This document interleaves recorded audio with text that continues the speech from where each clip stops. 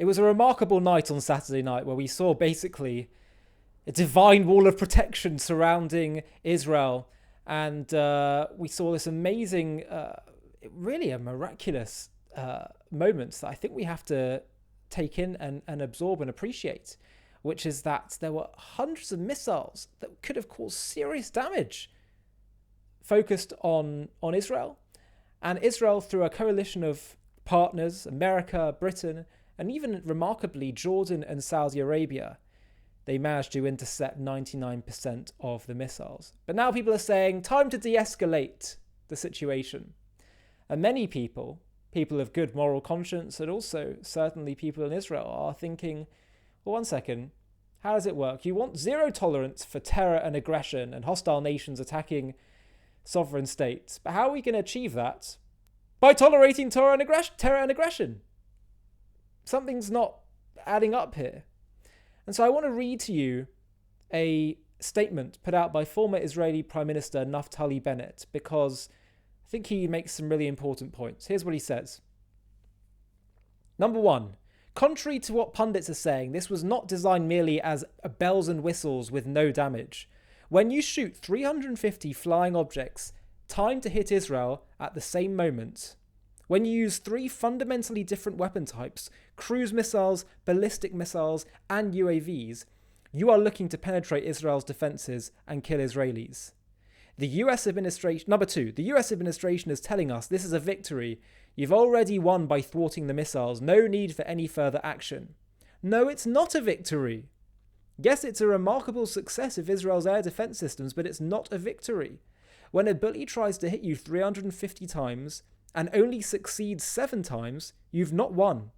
You don't win wars just by intercepting your enemy's hits, nor do you deter it.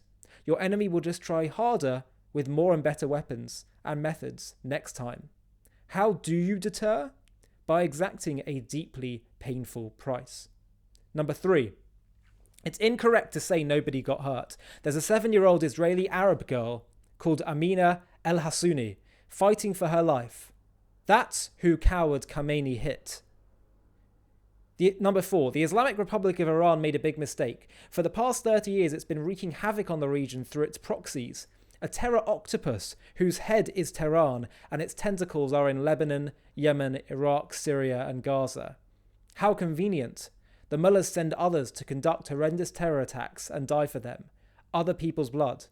Israel's strategic mistake for the past 30 years was to play along this strategy. We always fought the octopus's arms, but hardly exacted a price from its Iranian head.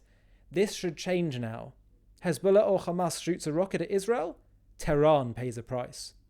Number 5. The enemy is the Iranian regime, not the wonderful Iranian people.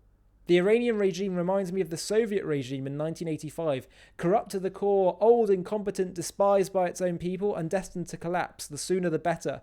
The West can accelerate the regime's inevitable collapse with a set of soft and clever actions, short of military force. Remember, the USSR collapsed without any need for a direct American attack. Let's do this. Number 6. Israel is fighting everybody's war.